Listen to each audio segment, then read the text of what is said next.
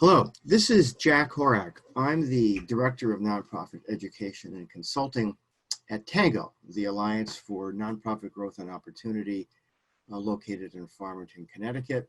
And I'm here today with a good friend of mine, Jimmy LaRose. Jimmy, please introduce yourself and your organization. Jack, it's always good to be with you. I'm the co-founder of the National Association of Nonprofit Organizations and Executives, headquartered in Washington, D.C. Friends, we have a little bit of a story to tell you. Tango went out of its way a number of years ago to do the research, to do the empirical discovery, to do the academic and legal research required to find out what has stopped working in the nonprofit sector, what needs to be strengthened in the nonprofit sector, and what new things need to be introduced into the nonprofit sector. Tango did a wonderful job, but unbeknownst to us, we didn't know about Tango. The National Association of Nonprofit and Organizations and Executives, NANOE, was doing that same depth of intensive work. It was after we had both completed our projects that we discovered our brother-sister organizations, and we were delightfully startled to find out that even though there were some nuances and some differences, the shared values were so large, the macro issues were so consistent in our mutual findings that Jack and I and NANOE and Tango have been thrilled to be together. Yeah, it's great. It's great. Look, with that said, Jimmy, why don't you put up the first slide, because I think this slide will provide us a good way to start to get into some of the detail behind what we're saying. And thanks for bearing with me here. It's good. There we go. All right. I mean, the way I look at it, the word demythologizing the nonprofit sector is worth pausing and looking at for a second. Great word. Because what it's a word that came out of 20th century theological thinking, but in this context, what we're saying is that there are myths in our proposition. There are myths that lie behind the nonprofit sector that really are, I'm going to say it outright, deleterious to the sector in the 20th century. And what we're doing, and you and me through this, and what our organizations are doing, is trying to tear out some of those myths and re-examine them, and then to suggest boldly, as we do on the same slide, that you can operate like a business and get better mission incomes at the same time, right? And what I love about that word is when I say operate like a business to most nonprofit people, there's cognitive dissonance. It just doesn't register. It's like, what, you've got a square peg and we're a round hole. And I say, no, you got to, that's a myth.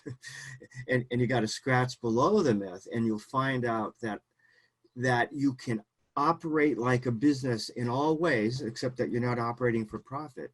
And that doing so makes your mission outcomes better. You there with me on that one, Jimmy?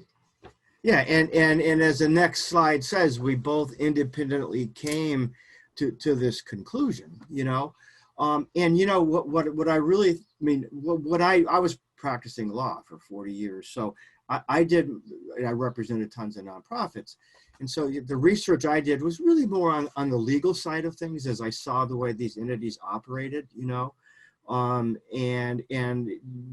I thought that they needed to operate more like a business. And then my research was, well, are there any legal impediments to this?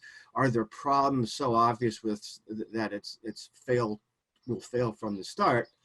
And then NANOE came on, and you added a layer on top of that. I think I was more foundational in thinking, but what you did is you took all the great work, that Kathleen Robinson did at Clemson, and you put out a tome, of the research that gives, like you said, an empirical foundation upon which my foundational thinking lies.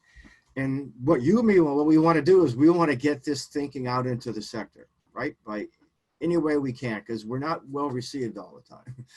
I think, Jack, you've summed up the fact that both Tango and NANOE have shared values. We did the hard work independent of each other, but the conclusion was that we have to take what we know is working in the for-profit sector, and without a piety and with great abandon, apply those same principles to what I now call the impact sector. We've called it the independent sector, we've called it the 501c3 sector, we've called it the charitable sector, we've called it the nonprofit sector. I would like to reposition all those sectors as being the impact sector.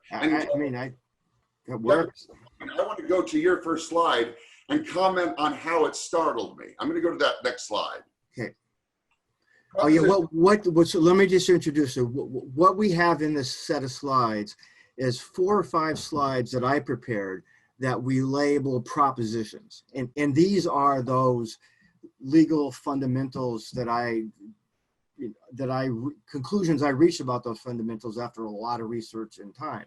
So this is the first proposition upon which that thought paradigm is based.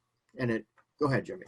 Well, why don't you read it and then let me comment on it and I'll turn it back to you. Okay, my first proposition was that there are no legal impediments to carrying over business thinking into the nonprofit sector, period. Jack, you gotta let me have a run at this. And I'll tell you why. I have been forest for the trees for 30 years. I did not remember that the general public and the majority of the nonprofit sector would actually see this as an issue. I was startled by how fundamental this initial proposition needs to be, and the assumptions that I make as a free market enterprise impact nonprofit charitable builder. Right. I've forgotten that people don't know this. Exactly right. And sometimes what I used to say to lawyers when I was training them is, whenever you're stuck in the middle of a complicated issue with a lot of thoughts banging around in your head, first thing you should do is stop, hit the pause button, and go right down to the fundamental. Like, why are we here? What are we doing this? And I felt that this statement was important because there's I'm not going to call it intentional disinformation, but some of it is, that somehow business is evil and bad and charities are always good and moral. And plus, the law says they're nonprofit. That means they must be non-business, when it means nothing of the sort.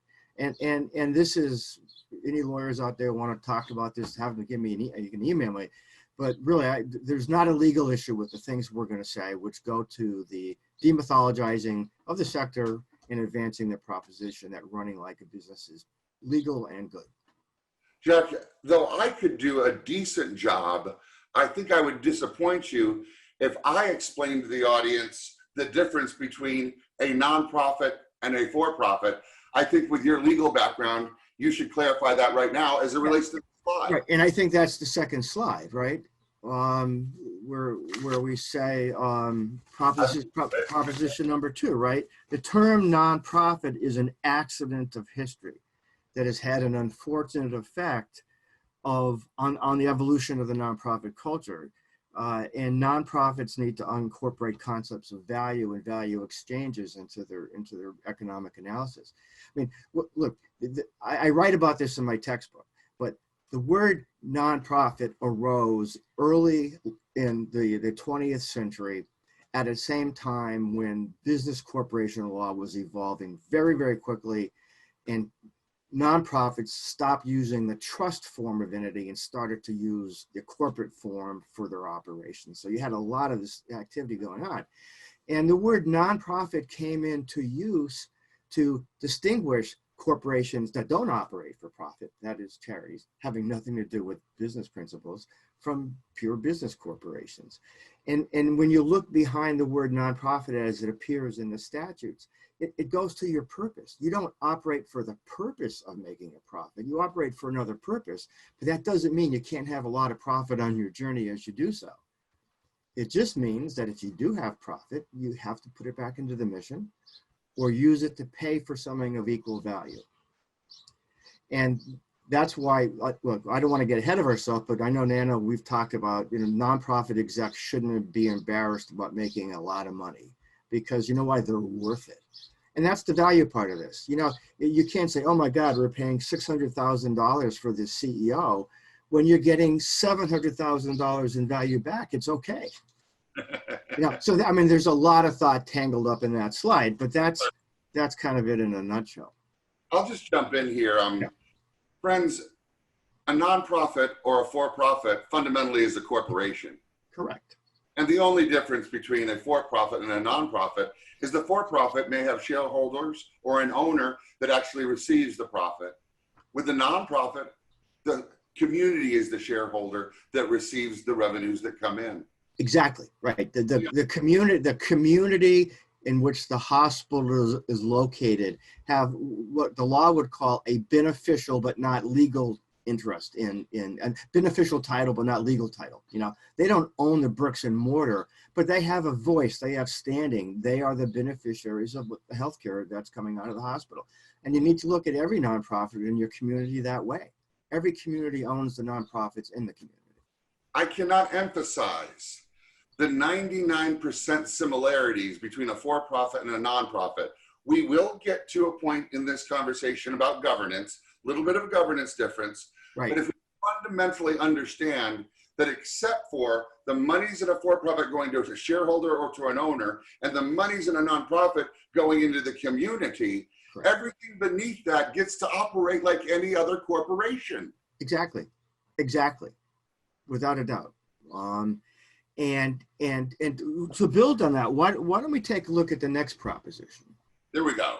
Okay, and this is number 3, and this is I guess this is an empirical proposition in the sense that it's derived from my own experience. That's where the empirical input comes from, but also from reading a lot of other empirical information too. But it's obvious, it's a truism. Modern nonprofit organizations are more complicated to govern, manage, and finance than business organizations, and they need business talent to do it. Period. End of story. End of story. There's not even anything to debate. I mean, and you know, this gets into the issue of, you know, who should the CEO be, which we'll get to later. But you know, I mean, who's kidding who? And you need money to do it too. You need money to do it well. You need to be well capitalized to do it. I am going to make sure that we wait to slide 4 to talk about governance structures. Okay. I would like to jump in on what the answer to this slide is. Friends, very well-meaning people who care about a particular cause find themselves organizing a nonprofit because they are committed to impact. But unless that leader is equipped with an understanding of sales, product development, marketing, capital acquisition, and research and development, many times, most of the time, our nonprofit executive directors should be impact organizations CEOs, right, who have those qualifications to actually run a corporation. Right, and if they're not clinicians, that might even be better. I mean, because we've talked about this before, and I have so many clinician friends running organizations, and they're dear friends, and I love them. But you know, I think they would, if they're honest, they would be the ones to tell you that they were trained as clinicians, as caregivers, so they see that is their mission in front of them, not realizing they've got their hands wrapped around this major corporate enterprise with unions, 3 layers of financing, you know, Medicare, Medicaid, employees suing them and owning group homes. I mean, it's massively complicated stuff, you know, and you need you need people who can run all that stuff, you know. Paul White did a survey for Princeton on nonprofit capacity building in the year 2000. A decade later, in 2010, Dr. Robinson, Dr. Brown, Jimmy LaRose came together to evaluate the outcomes of a decade of nonprofits building capacity. Now, remember, we ended up doing this right in the middle of the greatest downturn in the economy. Yeah. And here's what the statistics showed. Nonprofits who received a restricted capacity building gift, dedicated only to build financial capacity, 85% of nonprofits that received a gift to build capacity in no way, shape, or form built any new capacity. Yeah. I know you don't find that to be a surprise, but let me tell you what the big surprise was. Wait for it. 15% did. We were able to take that sample and evaluate the constructs, and you want to know what emerged? I'll tell you. And each organization's case, first of all, there was a strong leader at the C-suite level. Boy, is that mostly the CEO, but some the COO, certainly the CFO. But the 15% of cases, by the way, where nonprofits received a restricted gift and were flourished and exceeded during the greatest downturn in the economy since the Great Depression, the first issue was the C-suite level executive. The second thing is they had created programs that not only served a particular population, but they externalized their mission for the purpose of serving donors. and Yeah. raising money. They Yeah. prioritized the acquisition of cash, the Exactly. same And, yeah. prioritized program. Go ahead, Yeah. Jack. Yeah, no, I'm saying, and this is great stuff, and just for the viewers to know, we're going to get into what Jimmy is saying in detail after we get through the propositions. Because there's a lot of information packed in what he said, and so to unpack it, you're going to have to take a little bit more time, and we'll give you the time when you listen to us. So we're doing pretty well here, my friend. Proposition number 4. But proposition number 3 for me, Jack, ultimately is the strong CEO. Yeah. Now, if we move to proposition number 4, we start to talk about governance. Go ahead. Yeah, and what I say is that, and this is just an epiphany from watching the world go by, representing as a lawyer businesses and nonprofits at different times. And modern nonprofit organizations are corporations, and they have to be governed in accordance with corporate law principles. This is especially the case with respect to the board of directors. The role of the board of directors has been diluted in the nonprofit culture and should be elevated to its proper place at the top. Now, let me explain what I mean by that. Is take a typical client that I had. It had 500 employees, 100 million in revenue, operations all over the state. As complicated could be, right? The law of corporations under which it is formed, and all nonprofits are formed, gives ultimate power and authority to the board of directors in all respects. And that power can be delegated down legally to a CEO or to a COO or someone else in the chain of command. But that's where the buck stops. And too many people go on boards completely oblivious to this fact, that their voting decisions can make or break people's lives, that their decisions can make or break finances, that if they don't do their job, and there's a lot of mush in there, and I think reinvigorating boards with that dictate, that command, really, do your job, is really important. And I think one of the problems the sector has, and we've written about this, is that it's hard to get volunteers to do this kind of heavy lifting, which leads to our conclusion that, well, you should just pay your board members, but that's a different issue.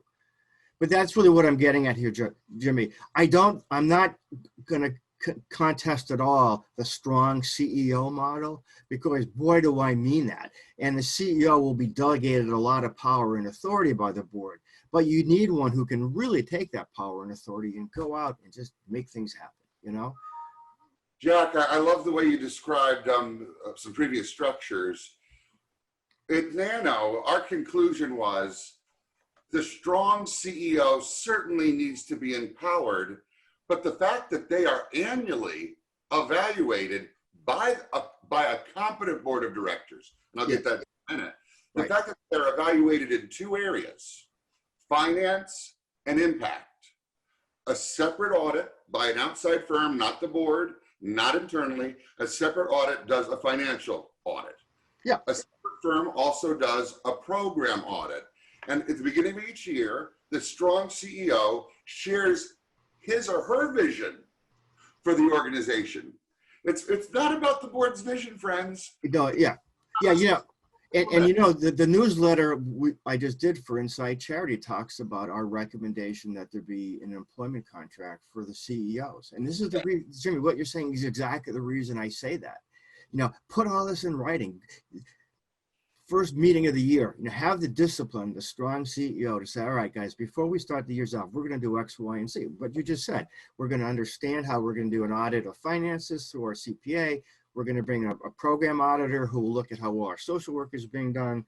And you'll have the third two, I forget what it was, the third two. Well, the truth of the matter is, Jack, as far as our model is concerned, I'll tell you what kind of board members we have.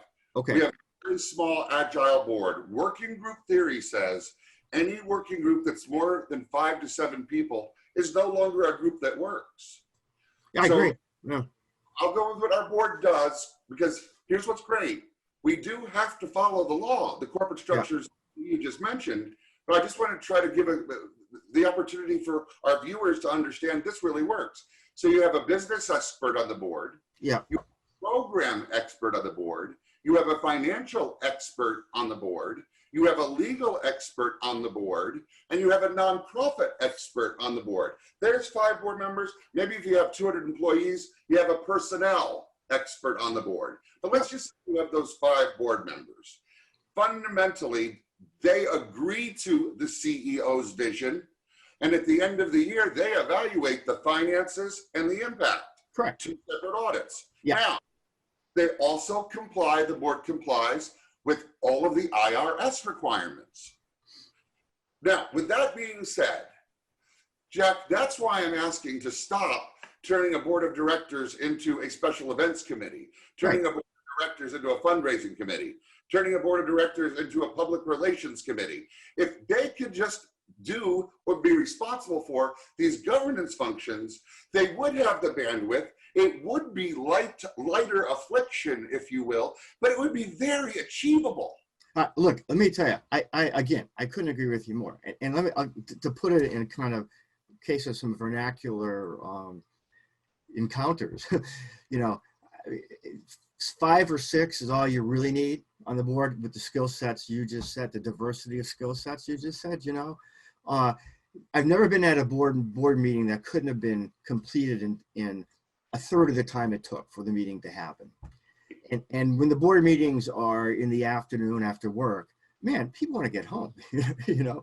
And third, when you get more than 7 or 8, there's this natural instinct some people have to want to be heard. So you're going to, there's a greater chance that a point that's minor will end up being chatted about for 15 minutes at 8 o'clock at night. So, you know, and so my point is, yeah, I mean, rein it in, guys. Learn to work with the board of 5. And you can always have extra committees of volunteers to do the gala, to do the golf tournament, and those other things. But having 6 or 7 people of talent and experience are so good, they're worth paying for, in fact. That's our model. The point is, you know, it's worth paying to get that kind of talent.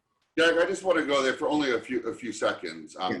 On our NANO board of directors, and believe me, our NANO board members, well, they receive $1,000 for an in-person board meeting. Yep. They receive $300 an hour for teleconferences. And of course, they receive all their travel expenses underwritten. It's just a budget item that is very affordable. Now, I'll let you know what we're doing there. We're respecting them. We are honoring them. And I'll let you know, more than one of them want to return that money, and we will not receive it back. We have principled in saying that you are the key and the health. And friends, you're not indemnified. As a board member, you are ultimately responsible for the CEO's actions to the community and to the federal government. And that it is just no small thing. But I love the fact that we've distilled their responsibilities down to something that's manageable. And I'll tell you this, I'll flip the switch. You may not be able to pay your board, but let me ask you this question. If you did pay your board, which members would you keep? Yeah, exactly.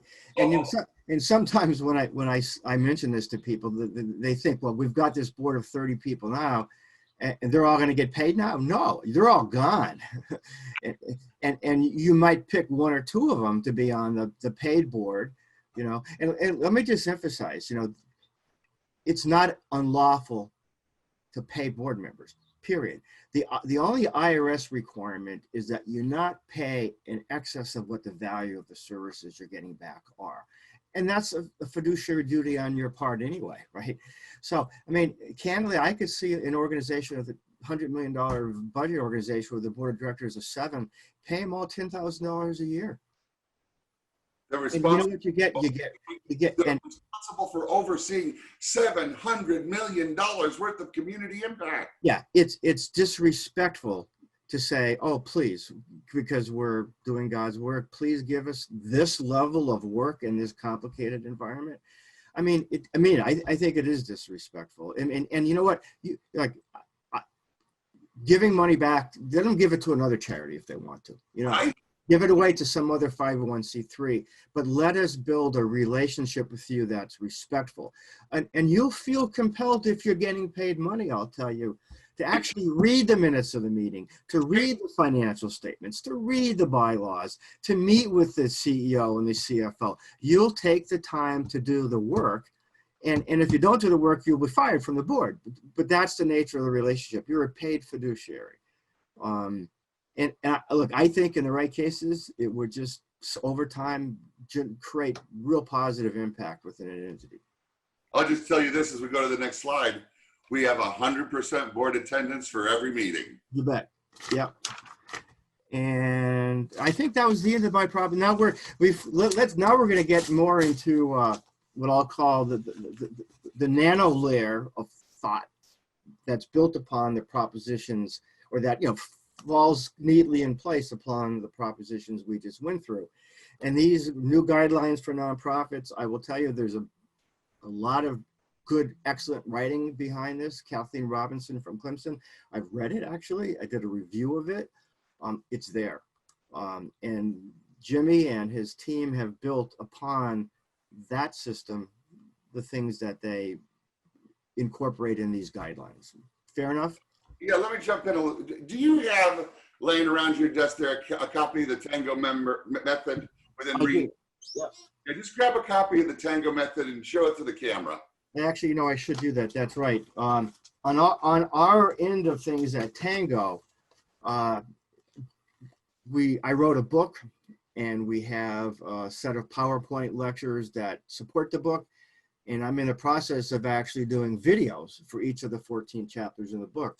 But what this book is about is taking all of the essential information you need to operate like a corporation and in the business world, and putting it all there for directors to learn and executives to learn in a way that's transparent and easy. That's what TANGO. I read the TANGO method. Thank you for reminding me, Jimmy. Yeah. Well, after I read the TANGO method, I argued in the TANGO NANO relationship that if you were thinking in terms of a 10-story building, yeah, the TANGO method, that tome that Jack is responsible for putting together, it is the absolute foundational cornerstone for the rest of NANO's new guidelines for nonprofits. Jack has summed up in the easiest way possible the minimum requirements that you as a CEO or a board member have to adhere to in order to enjoy all of the new guidelines for nonprofits that I'm about to review for you briefly. Would you sum that up? Would you agree with that, Jack? Well, I just got to sum up for us, friends. Yeah, you're good. Thank you. One, yeah, two, three, zip. Yeah, the role the TANGO method plays as the cornerstone for new guidelines for nonprofits. New guidelines for nonprofits is, well, threefold in the way we're able to deliver it. The first is the 1,100 pages of new guidelines for nonprofits. And as you see here, networking and engaging, harnessing the power of differentiated relationships, strong CEOs, character, competence, courage, vision, actions, and achievements, build financial capacity, secure technology equipment, legacy facilities, and working capital for impact, boost financial capacity, secure opportunity, risk, and change capital for significant impact. Then you must evaluate impacts before, during, and after strategic growth actions. And then, I think you've got a feel for it already, system shock, leadership structures and governance cultures that soar. Now, friends, this is not meant to be a book that you sit down with at night in your bed and that you read. No, it is a reference. When you find yourself tackling a particular issue, you will go to this new guidelines for nonprofits, and your position will be backed with academic authority and empirical research, and it will support you as you transform your nonprofit.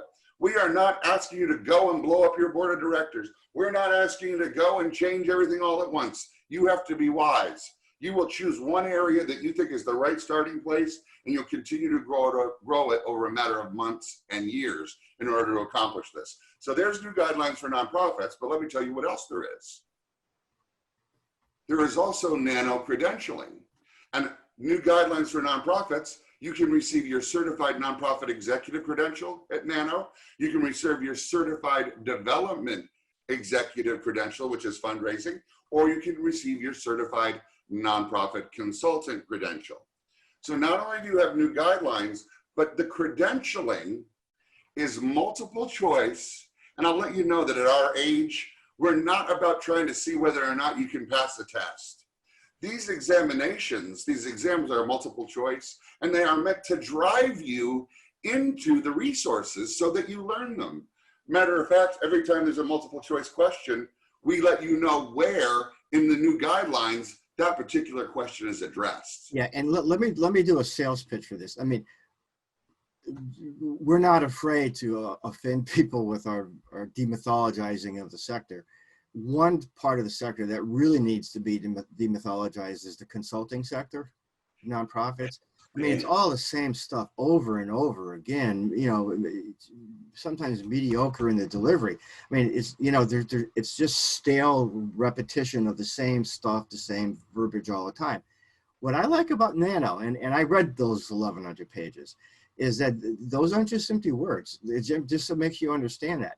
You can take any one of those 6 pieces of their overall program, and it's like the tip of an iceberg of really good thought in the 1,100 page stuff. You know, it's not just empty words, and it does, if you get into it, you'll find that it does challenge a lot of the sector consulting orthodoxy. You know, and we're not afraid to shake some people up. I mean, I think that industry needs a retooling as well. So Jack, we have new guidelines for nonprofits. We then have NANOE Credentialing, which drives you into that curriculum, but also allows you to have that certification and have those letters after your name and to become certified. But finally, please let me also let you know that Dr. Robinson has developed 7 hours of video training for that individual who wants to not only read about it, not only take the exam, but also get a real feel for the heart that's behind NANOE's new guidelines for nonprofits. Yeah, and you know, as we're getting near the end here, our thought systems, our information are pretty intense. You know, we're really, and there's a lot of information in what we're conveying to people, and experienced people will pick it up, but people less experienced may find it, you know, above their heads or whatever. But which means what Jimmy said, and that is, if you're gonna be serious about this stuff, you need to take the time to dig into this stuff and learn it in a real way. Whether you watch Ms. Catherine on a video or you read her book, it's worth the dive, and you have to do the dive if you want to be really good at this stuff. You know, not just the average schmuck, but a really good CEO or a really good director. If you really want to bring that layer of excellence to what you do, then you can't do it unless you know a lot of this stuff. You know, Jack, I just want to think through how do we help a nonprofit CEO, how do we help a nonprofit executive director transform into a nonprofit CEO? And you know, it's kind of a binary choice. You may find that you want to know what, I would be a better program administrator than the CEO of a nonprofit. Or you could say, I want to become that CEO of a nonprofit, and we want to support you in either decision. Then, of course, you know, friends, as you make that journey and make that transformation, it equips you in a way where you need to be compensated in the same position that we would find your for-profit counterpart. We want to help you accomplish your vocational goals as it relates to that next position that you take. You know, we do believe in reciprocity. Arguably, we're not the biggest believers in pure pietistic charity. Everything has to work for all parties involved. And you as a nonprofit CEO need to be able to take care of your family, enjoy your work, and grow in your continuing ed. Yeah, that's absolutely the case. Well, good. Jimmy, this has been great. You know, like you said, hopefully we'll get a lot of viewers, you know, who'll take the time to listen through this in pieces or otherwise. It's part of our effort to put some new thinking out there in the sector. And we want to disseminate the thinking as broadly and as powerfully as we can, with the hope that we're nudging the sector in a better direction. We love Tango, Jack. Thanks for your good work. All right, Jimmy, you take care. Bye-bye now. Bye-bye.